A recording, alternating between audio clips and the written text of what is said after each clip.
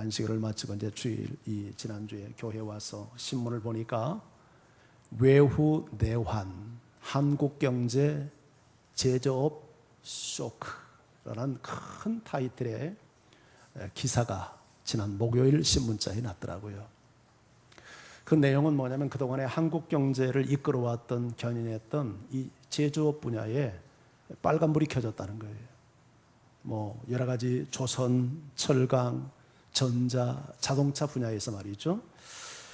그동안 우리나라 조선 산업을 이끌었던 대우조선과 삼성중공업이 지난 2분기 영업 손실액이 무려 5조 원이랍니다.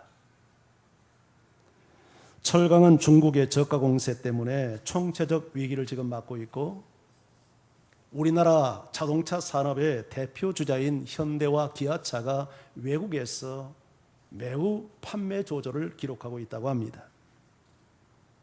그래도 그만한 지금 좀 다양한 이 전자 분야에서 삼성과 LG가 영업 이익을 내기는 했지만 전년 대비 상당한 퍼센트지 이제 감소가 일어나고 있습니다.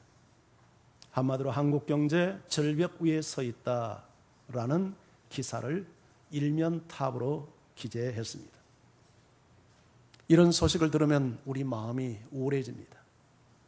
사람은 누구도 고통을 바라지 않지만 국가나 기업이나 개인이나 고통을 모르고 살 수는 없는 것 같습니다.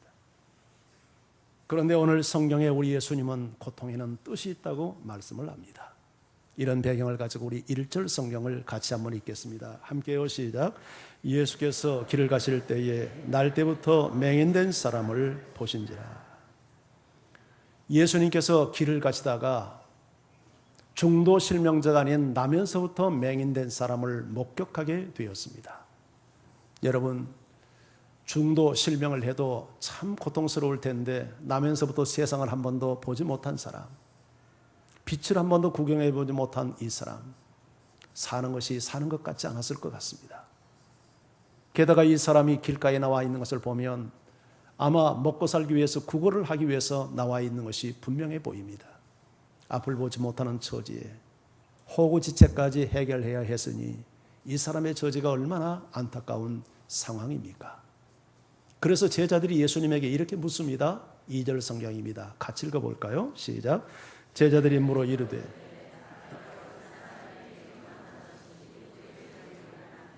자기니까 그의 부모니까. 이 사람의 이 고통과 이 불행이 누구의 죄 때문에 왔냐고 질문하고 있는 것입니다.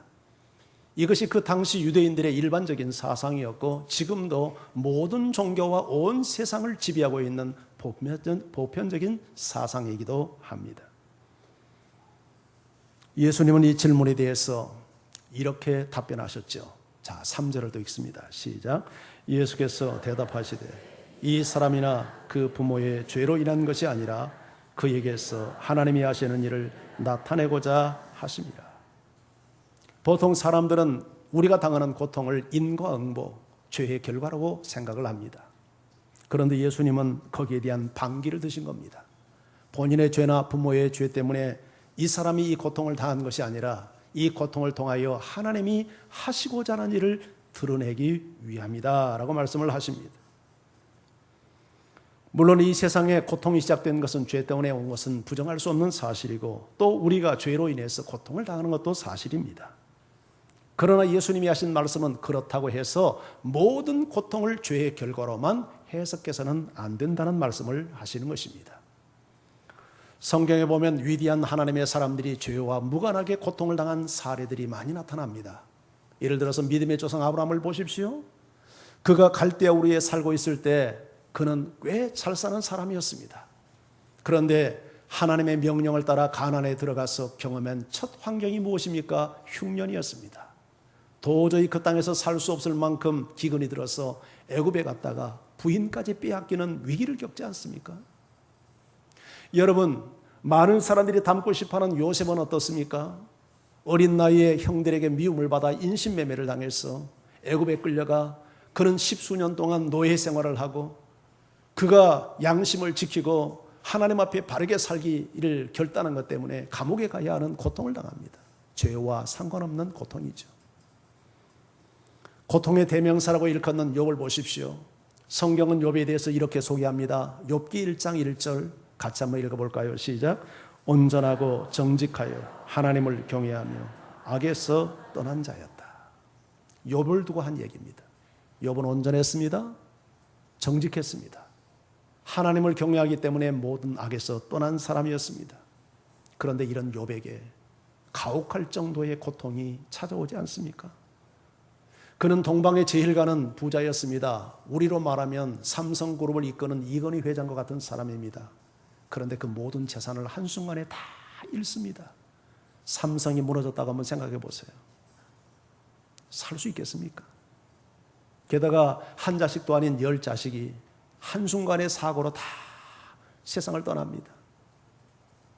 뿐만 아니라 그 몸은 피부암에 걸려서 머리끝에서 발끝까지 성한 곳이 하나도 없을 정도입니다. 친구들이 그 소식을 듣고 위로하기 위해서 달려왔지만 일주일 동안 아무 말도 하지 못하고 눈물만 흘릴 정도로 이 욥이 당하는 고통은 참으로 처참 그 자체였습니다.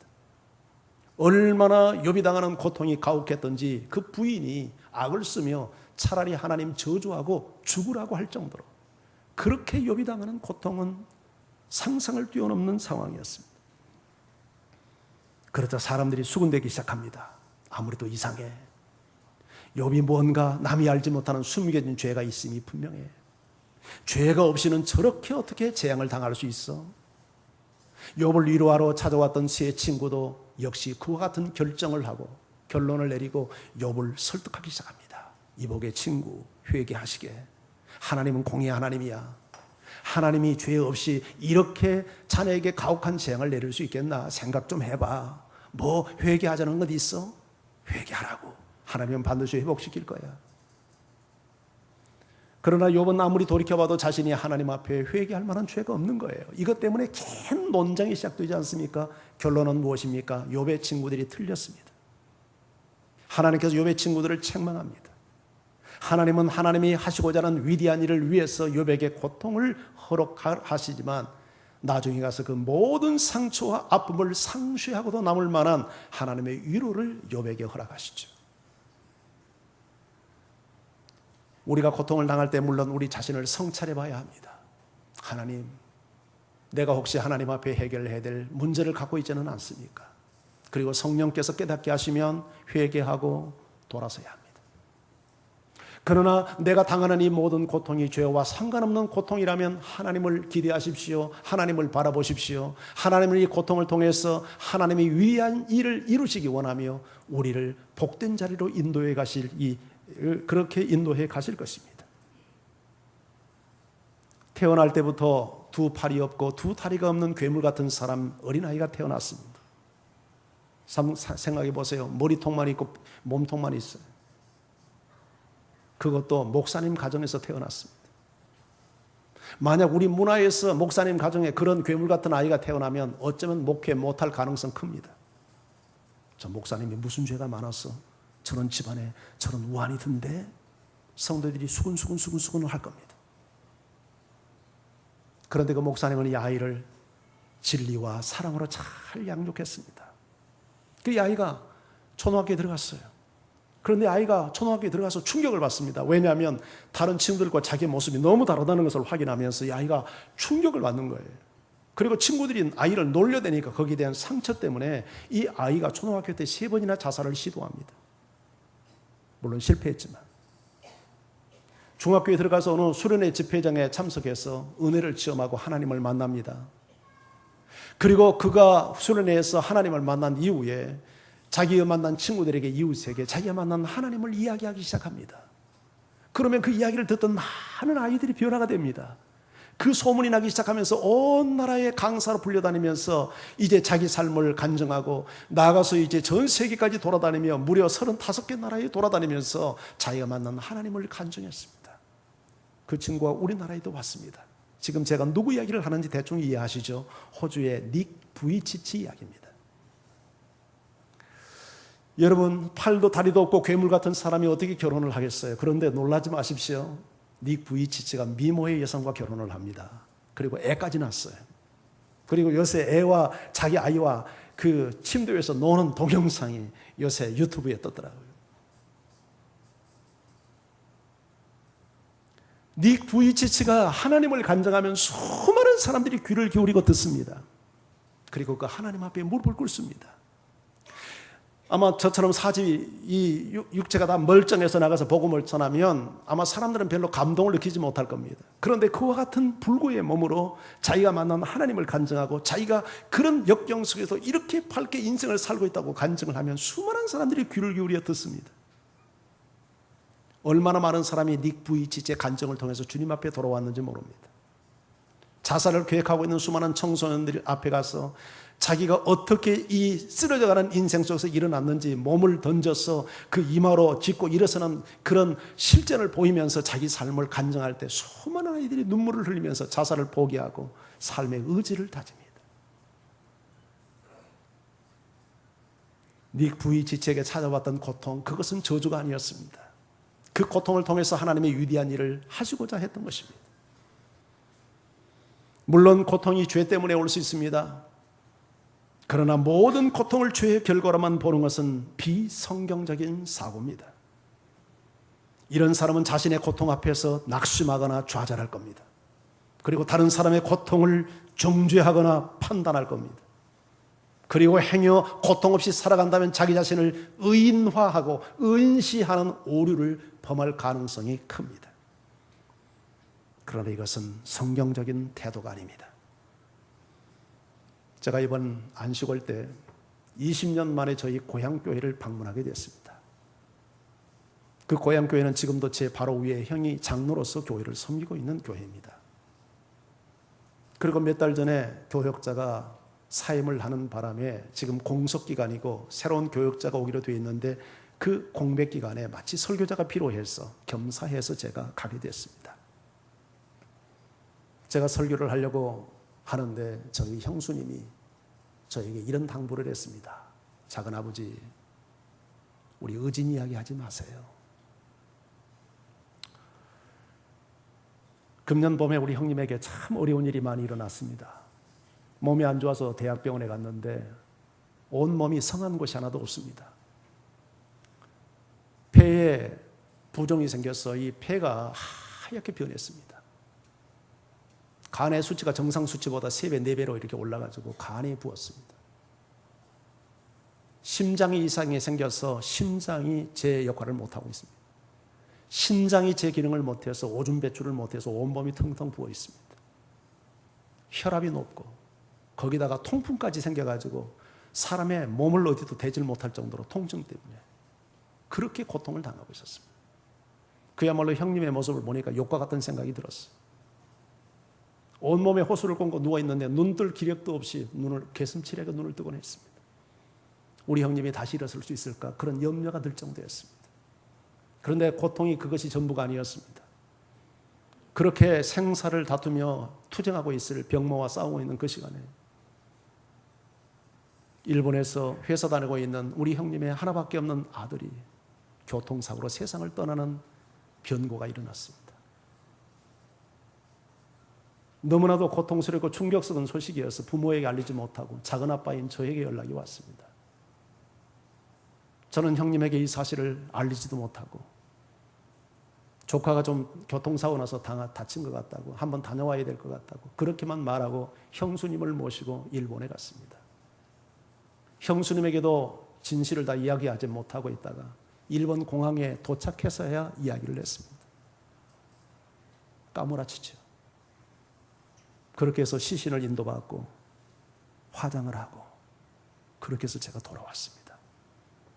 하지만 형님에게는 그 사실을 말할 수 없었습니다. 너무 지금 사경을 헤매는 상황이었기 때문이죠. 3개월이 지나서 형님의 몸이 어느 정도 추스려진 이후에야 바로 지난달이었습니다. 겨우 형님을 찾아가 아들의 이야기를 전할 수 있었습니다. 대성통곡을 했죠.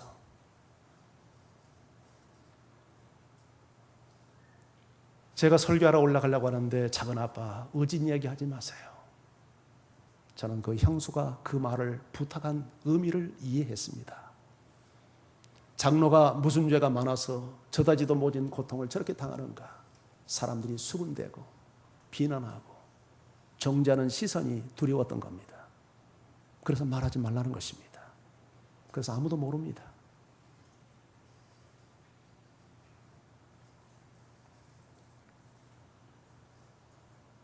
여러분, 우리가 당하는 고통을 죄의 결과로만 보는 것은 바른 태도가 아닙니다.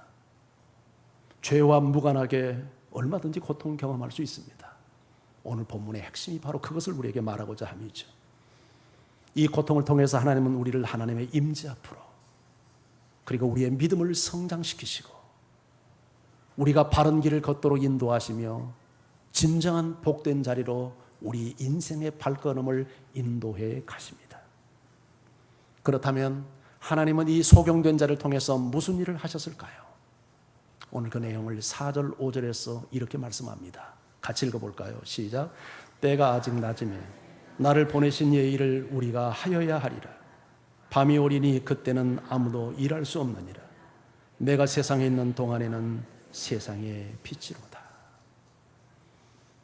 한마디로 이 앞을 보지 못하는 사람의 눈을 띄워주심으로 예수님은 세상의 빛이시라는 사실을 드러내기를 원했던 것입니다. 하나님을 떠나는 우리 인생들은 다 같이 영적인 소경입니다. 그래서 마땅히 갈 길을 알지 못하고 하나님도 모르고 나도 모르고 어떻게 살아야 될지도 모릅니다. 아마 세계에서 가장 많은 사람들에게 은혜롭게 불려지는 찬송이 있다면 우리 찬송가에 있는 Amazing Grace가 아닐까 싶습니다. 나 같은 죄인 살리시고, 나 같은 죄인 살리신 그 은혜 놀라워 잃었던 생명 찾았고 광명을 얻었네. 그런데 영어 가사에 보면 광명을 얻었네 그 부분을 어떻게 영어 가사는 기록했냐면 I was blind, but now I see. 내가 전에는 맹인이었는데 지금은 본다는 거예요. 이 가사를 누가 졌냐면 존 뉴턴이라는 목사님이 졌어요. 존 뉴턴은 아버지가 노예 상인이었습니다. 영국 사람인데 어머니는 신실한 그리스도인이었습니다. 어머니 밑에서 신앙의 양육을 어렸을 때부터 잘 받았는데 어머니가 7살 때 세상을 떠납니다. 새엄마가 들어왔어요. 그때부터 존 뉴턴은 신앙 훈련을 받지 못하고 불량 아이들과 어울려 사귀면서 탈선하기 시작합니다. 하나님을 떠났습니다. 그러면서 나중에 자기 아버지를 이어서 노예 사업을 합니다. 온갖 못된 짓을 많이 했습니다. 그러는 가운데 하나님께서 존 뉴턴을 부르시는 몇 번의 기회가 있었는데 영적 소경이 된 뉴턴은 이해하지 못하고 깨닫지 못했습니다. 그러다가 결정적 기회가 주어집니다. 아프리카에서 노예들을 한뜩 배에 싣고 돌아오는데 큰 풍랑을 만나 전복의 위기, 죽음의 위기에 처한 겁니다. 그 죽음의 위기라고 하는 그 고통이 그로 하여금 하나님 앞에 무릎을 꿇게 만들고 기도하게 만들고 하나님을 찾게 만들고 이것이 회심의 계기가 됐습니다.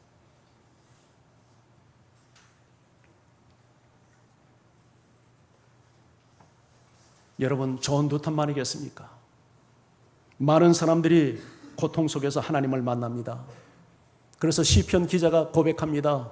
내게 고난받는 것이 유익이라. 왜냐하면 그로 말미암아 내가 주의 율례를 배우게 되었나이다. 고난받는 것이 고통이 내게 유익이라.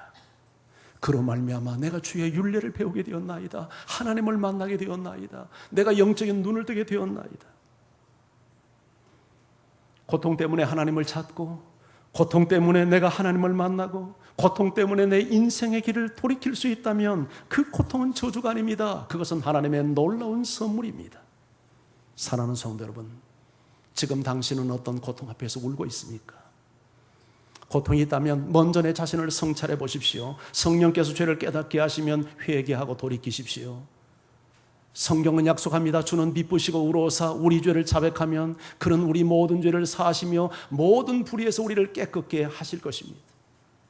그러나 죄와 무관하게 나에게 이 고통의 썰물 밀물이 들어오고 있다면 하나님을 기대하십시오. 이 고통을 통해서 하나님은 분명히 나에게 선한 일을 행하실 것입니다. 내 삶을 바른 길로 인도해 가실 것입니다. 내가 상상하지 못한 하나님의 복을 나에게 준비시키고 예비시키는 것을 믿습니다. 폴 블랜도와 필립 얀시, 이 두 분이 함께 쓴 책이 있습니다. 고통이라는 선물이라는 책입니다. 폴 블랜도는 의사로서 의료 선교사입니다. 그리고 필립 얀시는 유명한 기독교 작가입니다.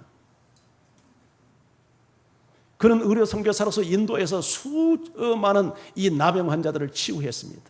그런데 이 나병 환자들을 치유하면서 발견한 것이 있는데 고통이 얼마나 소중한 선물인가를 발견합니다. 왜냐하면 이 나병에 걸리면 신경이 다 죽어서 감각을 잃어버린답니다. 그래서 2차 감염 피해가 많이 일어난대요. 나병에 걸리는 아이들이 길을 가다가 뭐 발을 벤다든지 가시에 찔린다든지 그러면 통증이 와야 되잖아요. 근데 나병에 걸린 사람들은 통증을 느끼지 못하니까 치료를 못하는 겁니다. 통증을 느끼지 못하니까. 뜨거운 것에 대면 손이 뜨거워서 이걸 보호를 해야 되는데 이걸 감각이 없기 때문에 뜨거운 것을 만져서 손이 다 뭉그러지고 궤양이 오고 괴사가 오고 이런 일이 막 일어나는 겁니다. 그래서 손을 자르고 발을 자르는 일들이 일어나는 거예요. 그 모습을 보면서 이 고통이라는 게 얼마나 소중한 하나님의 선물인가를 의학적인 입장에서 폴 브랜드는 기록하고 필립 얀시는 성경적 입장에서 고통이 왜 하나님의 선물인가를 쓰고 있는 책이 고통이라는 선물이라는 책입니다.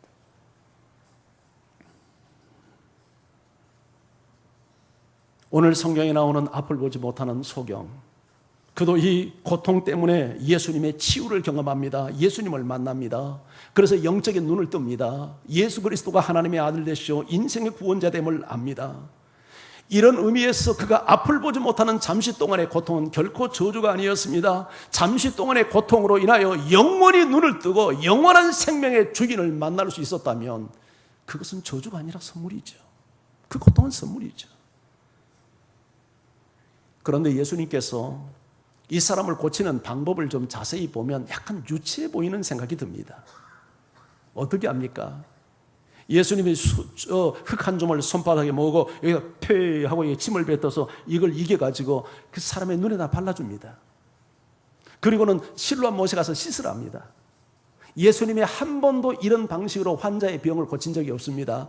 거의 예수님은 말씀만으로도 눈을 떠라 하면 뜨고 그리고 안수하시면 다 해결이 됐습니다. 어떤 병도 이렇게 뭐 구차스러운 방법으로 뭐 흙을 바르고 침을 바르고 해서 나사 뭐 이렇게 고쳐본 적이 없어요. 그런데 오늘 이 사람만큼은 좀 유별난 방법을 선택합니다. 왜 그랬을까요? 우리 예수님은 이 방법을 통해서 이 사람의 믿음의 반응을 살피기를 원했던 것 같습니다. 여러분, 예수님이 정말 내 병을 고치는 분이라고 신뢰하고 확신했다면 예수님이 무엇을 지시하든 따르지 않겠습니까? 그래서 이 흙을 발라주면서 그리고 이 실로암 못에 가서 씻고 오라고 했을 때 가서 씻고 정상이 돼서 돌아왔잖아요. 실로암 못에 약효가 있거나 예수님이 바른 침이나 무슨 흙에 약효가 있는 게 아니라 예수님을 신뢰하는 그 믿음과 그 믿음의 순종을 보시고 기적이 일어나는 거죠. 그것을 기대하며 이 명령을 하셨던 것입니다.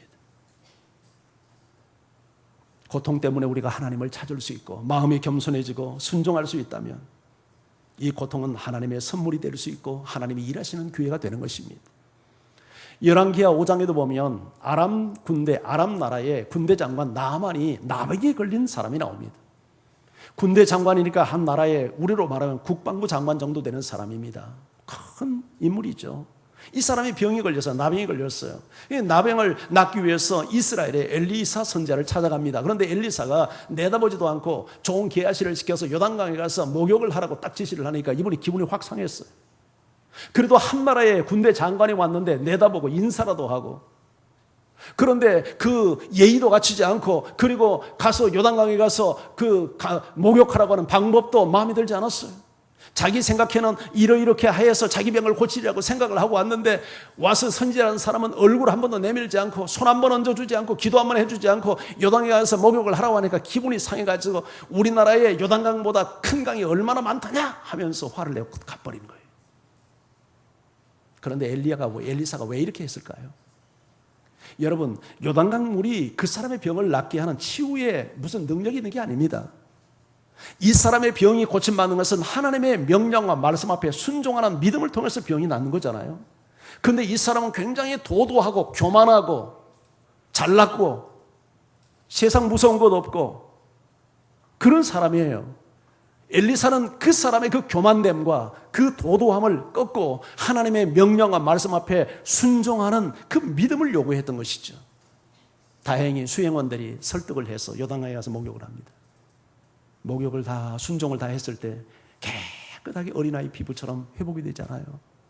그런데 거기서 정말 중요한 것은 이 사람의 나병이 육체의 질병이 치유돼서 이 사람이 복받은 사람이 아니라 그로 말미암아 이스라엘의 하나님이 진짜 하나님이라는 사실을 발견하고 하나님께 무릎을 꿇고 하나님을 받아들이기 시작합니다. 그래서 영원한 복을 누리는 거예요. 그런데 이 복이 무엇 때문에 시작이 되냐면 나병이라는 고통 때문에 하나님을 찾게 되고 그리고 말씀 앞에 순종해서 이와 같은 복을 받는 거예요. 할렐루야. 오늘 하나님께서 우리에게 은혜와 복을 주시는데 많은 경우에 고통을 통해서 우리에게 주십니다. 여러분 요한복음도 제가 오늘 요한복음 강의를 시작하면서 요한복음의 기록 목적을 여러분에게 소개했었죠. 요한복음은 어떤 책이냐면 예수가 하나님의 아들이시고 예수가 인류의 구원자 되신 그리스도라는 사실을 믿어서 그로 말미암아 구원을 받게 하기 위해서 쓰여진 책이 요한복음이에요. 그리고 이것을 위해서 예수가 하나님의 아들이시고 인류의 구원자라는 사실을 드러내기 위해서 요한복음에 7개의 기적이 나타나요. 오늘 성경에 나타나는 기적도 그 중에 하나의 기적이에요. 그러니까 육신의 눈을 뜨는 것이 목표가 아니라 이 육신의 눈을 뜸으로 말미암아 예수가 세상의 빛이시고 세상의 구원자 되시고 세상의 하나님의 아들이심을 모든 사람들로 알려서 영원한 생명을 얻게 하는 것이 진정한 목적이고 그것이 우리가 받아야 될 진정한 구원이요 참된 복인 것을 믿으시기 바랍니다. 육신이 건강하고 우리가 세상 근심 없이 사는 것이 그것도 소중한 복이지만 그건 다 유한한 것들입니다. 잠시 누리다가 사라지는 것들입니다. 여러분의 젊음과 건강이 몇 년 동안 유지될 수 있겠습니까? 우리가 아무리 병원 한번 가지 않는다 하더라도 언젠가는 다 100년도 못 살아서 세상 떠나야 됩니다. 그건 복이 아닙니다. 진정한 복은 유한한 삶을 극복하고 영원한 삶을 살기 위해서 영원한 구원자 되신 예수 그리스도를 만나는 것이 복이에요. 그런데 어떤 경우에 예수님을 만나냐? 고통을 통해서 만난단 말이죠. 고통을 통해서. 내 눈 주의 영광을 보내, 그 찬양도 있지만 내 눈 주의 영광을 보내 책도 있습니다. 산소망 선교의 김재용 목사님이 쓴 일종의 간정집이에요. 이분은 원래 목사가 아니라 고대 상대 경영학과를 나와서 한국은행에서 일하는 사람이었습니다. 부인은 고등학교 선생입니다. 세상 부러울 것 없이 사는 사람이었어요. 부인은 독실한 크리스찬이었고 김재용 씨는 예수를 안 믿었습니다. 그런데 결혼하려고 하니까 장모님이 예수 안 믿으면 내 딸을 못 준다고 해서 결혼하기 위해서 교회를 다녔습니다. 그런데 교회를 다녔을 뿐이지 하나님을 만나지 못했어요. 혹시 하나님 만나지 못하고 교회만 건성건성 다니는 분이 계십니까? 그러면 안 됩니다. 하나님 꼭 만나야 됩니다. 내가 하나님의 자녀가 됐다는 확신을 가져야 됩니다. 그런데 결혼한 지 6개월 만에 이분에게 고통이 찾아옵니다. 페체트라고 하는 이 희귀병이 걸렸어요. 이 병이 걸리면 모든 것이 다 막 헌다네요. 온 전신 장기가 다 헌대요. 이것 때문에 합병증이 유발되는데 그 눈의 시력을 잃었어요. 이것 때문에. 그래서 앞을 보지 못한 거예요. 앞을 보지 못하니까 어떻게 은행 업무를 보겠어요? 직장을 그만뒀죠. 직장만 그만두는 게 아니라 당신의 미래도 다 잃었어요. 시력을 잃은 이것 때문에 그 상실감 때문에 이분은 절망을 하고 자살을 시도합니다. 그런데 그래도 교회를 몇 번 다녀본 경험이 있기 때문에 자살하면 지옥 간다는 말을 듣고 약간 두려운 마음도 있어서 자살을 좀 보류했답니다. 진짜 지옥이 있는지 내가 확인하고 자살도 해서 해야 되겠다. 그리고는 그때부터 유명한 목사님들의 설교 테이프를 다 자기가 수집을 해서 앞을 보지 못하니까 들을 수밖에 없으니까 설교 테이프를 들었습니다. 그리고 그 설교 테이프를 듣다가 하나님을 만난 겁니다. 하나님을 만나고 보니까 좀 더 하나님을 더 깊게 만나고 싶더랍니다. 그렇게 해서 신학을 했습니다. 이분이 신학을 들어갔어요. 그래서 신학을 공부하고 어렵사리 그 부인은 이제 고등학교 교사니까 뒷바라지가 그래도 어느 정도 할 수 있었고 그렇게 해서 목사 안수까지 받았는데 어느 누구도 자기를 와서 사역하라고 부르는 사람이 없는 거예요. 그런데 어느 날 방송을 듣는데 방송에서 우리나라에 사고나 병으로 인해서 중도 실명을 하는 사람이 한 해에 4,000명이나 된답니다. 그 이야기를 듣는 순간 그 마음속에 네가 그 사람들을 위해서 한번 일해보지 않겠니 하는 하나님의 음성과 같은 마음이 쑥 들어오더래요. 그래서 맞습니다, 주님. 제가 저 사람들을 위해서 한번 일해보겠습니다. 그리고는 기도회를 조직해서 산소망 기도회를 시작을 했고, 그것이 부흥하고 성장해서 지금은 매 주일마다 11대의 봉고차가 돌면서 사람들을 실어 나를 정도로 큰 교회로 성장을 했습니다. 이 김재영 목사님을 통해서 얼마나 많은 중도실명자들이, 앞을 보지 못하는 장애인들, 또 다른 지체 장애인들이 정말 복음을 듣고 인생의 소망을 갖고 하나님을 만나는지 모릅니다. 이분에게 앞을 보지 못한다는 것은 참 적지 않는 고통이었지만 하나님은 그분의 고통을 통해서 위대한 일을 행하시고 계셨던 것입니다. 사랑하는 성도 여러분, 누구도 고통을 바라는 사람이 없고 누구도 고통을 경험하지 않는 사람이 없습니다. 그러나 때때로 하나님은 이 고통이라는 불청객을 우리 인생 속에 허용하심으로 하나님은 그 고통을 통해서 일하십니다. 그 고통 속에서 하나님을 진실로 만나게 하시고 우리의 믿음을 성장시키시고 우리를 진정한 복된 자리로 인도해 가십니다. 그리고 고통 속에서 우리의 영혼의 눈을 띄워주시기도 합니다. 그래서 고통은 우리 영혼을 살리고 인생을 살리는 하나님의 선물이 될 수 있는 것입니다. 우리는 고통 속에서 하나님을 만날 뿐만 아니라 겸손을 배웁니다. 기도를 배웁니다. 섬김을 배웁니다. 인생의 방향을 회전합니다. 정도를 걷습니다. 여러분, 고통은 죄의 값이나 아니면 저주만이 아닙니다. 고통은 내 인생을 복되게 하는 하나님의 위대한 지혜요 선물인 것입니다. 할렐루야. 자, 그런데 오늘 본문에, 오늘 말씀에 등장하는 이 사람은 예수님께 자기의 고통을 해결해 달라고 호소를 하거나 요청을 해본 적이 없습니다. 그럴 줄도 몰랐습니다. 다만 예수님이 길을 가시다가 오늘 이 사람을 만나서 이런 놀라운 은혜가 임한 겁니다. 오늘 성경은 마치 우연처럼 예수님이 길을 가시다가 나면서부터 소경된 자를 보았다 이렇게 되어 있습니다. 우연처럼 되어 있지만 결코 우연이 아닙니다. 치밀한 하나님의 계획 속에서 되어진 일일 것입니다. 이분은 예수님을 보지 못했지만 예수님은 그를 보고 계셨고 알고 계시고 그를 향한 놀라운 계획을 갖고 계셨습니다. 그가 구하지 않았지만 예수님은 베풉니다. 그는 요청하지 않았지만 예수님이 베풉니다. 이것을 우리는 은혜라고 합니다. 은혜. 여러분, 은혜. 요청하지 않았지만 받을 자격이 없지만 베푸신 하나님의 호의와 사랑을 성경은 은혜라고 그래요. 우리가 구원받는 것도 하나님의 은혜요. 우리가 믿음이 자라고 복을 받는 것도 전적인 하나님의 은혜인 것입니다. 오늘 여러분이 하나님의 자녀된 것도, 오늘 이 자리에 와서 하나님을 예배할 수 있는 것도, 우리가 말씀을 듣고 믿음이 성장해 가는 것도, 우리가 나 중심에서 하나님 중심으로 내 인생의 방향을 돌릴 수 있는 것도 모두가 다 하나님의 은혜로 되어지는 일입니다. 할렐루야. 이 사람이 눈을 떴을 때 주변 사람들은 이 사람을 잘 알아보지 못했습니다. 구절 성경은 이렇게 기록하고 있습니다. 같이 읽어볼까요? 시작. 어떤 사람은 그 사람이라 하며 어떤 사람은 아니라 그와 비슷하다 하거나. 늘 봤던 그 사람이 이 사람을 놓고 맞다 아니다 지금 논쟁이 벌어지고 있습니다. 왜 그랬습니까? 여러분, 그 당시에 앞을 보지 못하고 그것도 나면서부터 소경된 사람이 눈을 뜬다는 것은 그 누구도 상상하지 못한, 이건 기적입니다. 이런 놀라운 변화가 그분에게 일어나리라고는 누구도 예상하지 못하고 짐작하지 못했기 때문에 그 사람이 아니라고 우기는 사람도 있었다는 거예요. 무엇을 말하고자 함입니까? 우리가 예수를 진정으로 만나면 이런 놀라운 주변 사람들에게 충격을 줄 만한 놀라운 변화들이 우리 인생 속에 일어난다는 얘기 아니에요. 누구든지 그리스도 안에 있으면 새로운 피조물이라. 이전 것은 지나갔으니 보라 새 것이 되었도다. 누구든지 예수님을 내 안에 모시면 내 인생이 변하는 겁니다. 달라지는 것입니다. 그래서 주변 사람들에게 충격을 주는 겁니다. 아니 저 사람 그 사람 맞아? 이런 변화들이, 이런 소리들이 들리는 것입니다. 저는 이런 은혜가 여러분에게 임하기를 원합니다. 마귀의 종로로 타는 사람들이, 죄의 종로로 타는 사람들이 하나님의 자녀가 되고 의의 백성이 됩니다. 자신만을 위해 사는 이기적인 사람이 하나님을 위해서, 타인을 위해서 사는 섬김의 사람으로 변합니다.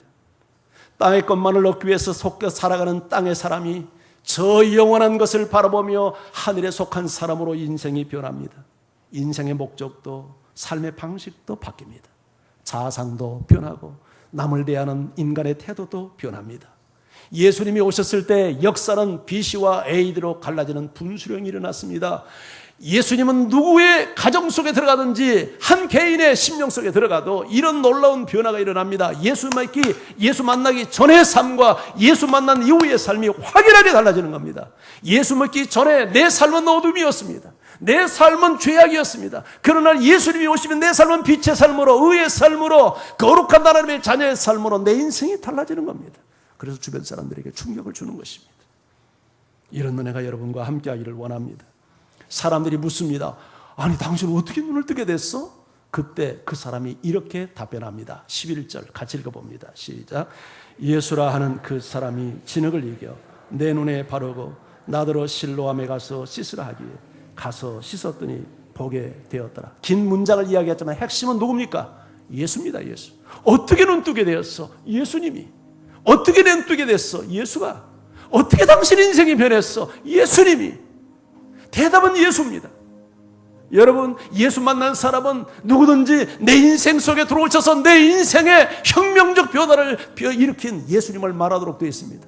예수 만난 사람은 침묵하지 못합니다. 왜? 예수 만난 이 체험이 너무나도 충격적이고 너무나도 놀랍고 내 인생을 변화시켰기 때문에 내가 예수 만난 사람은 사람들에게 내가 만난 예수를 말하도록 되어 있어요. 우리 큰누님이 제일 처음 우리 집안에서 예수를 믿었어요. 그 예수님이 자기가 만난 예수님을 우리 어머니에게 전했어요. 그래서 우리 어머니가 예수 믿었습니다. 우리 어머니는 글을 모릅니다. 성경을 읽어본 적도 없습니다. 그가 하나님에 대해서 들었던 것은 교회 가서 들었던 설교가 전부입니다.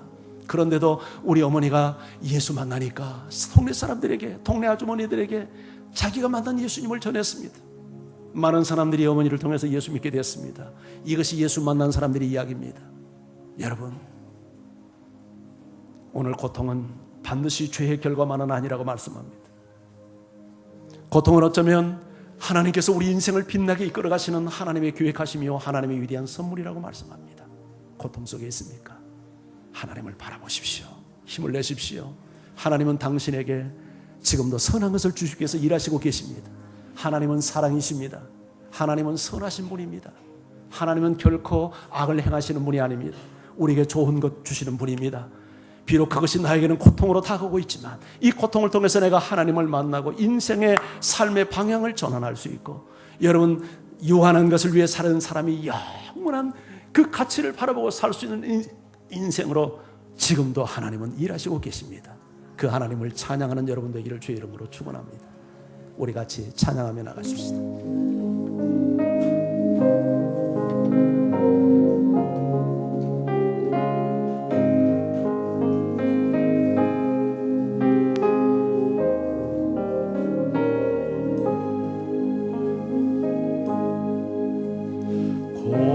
고통의 몸에 벗으려고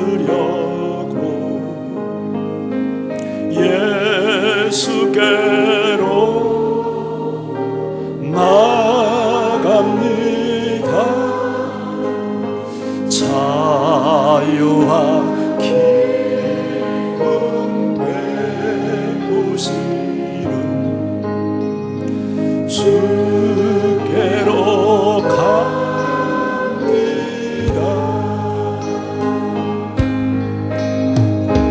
병든 내 머리 든든하고 빈궁한 삶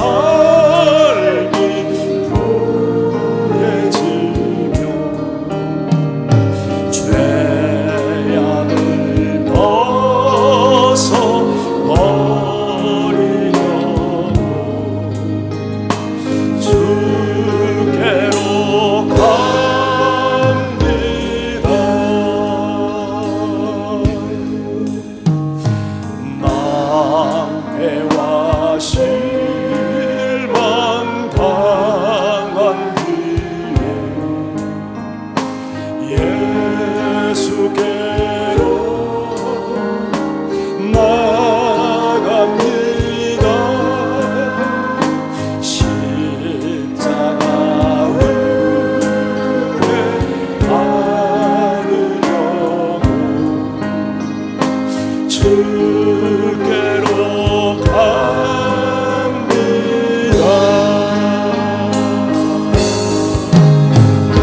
슬프던 마음 잃어봐도 이 생의 풍파 잔잔한 영광의 찬송 부르며 주께로 갑니다. 교만한 마음을 내버리고 교만한 마음 내버리 우리 모두 예수님께 나갈 수 있기를 바랍니다. 예수께 나갑니다. 복 되신 말씀 따르기 위해서 복 되신 말씀 따르며 우리 모두 주께 나가십시다. 주께로 갑니다.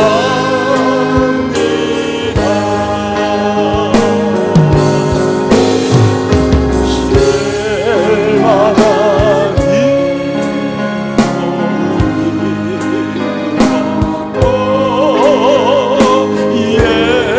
예수의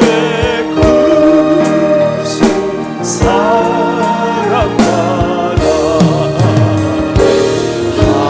하늘의 기쁨 맛보려고 우리 주님께로 주께로 갑니다. 죽음의 길을 벗어나서 주님의 길을 벗어나서 예수께로 나갑니다. 영원한 집을 바라보고 우리 주님께로 주께로 갑니다.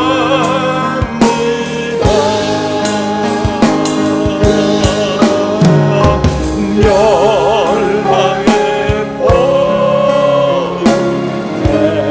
되어나와 평화의 나라 달아나서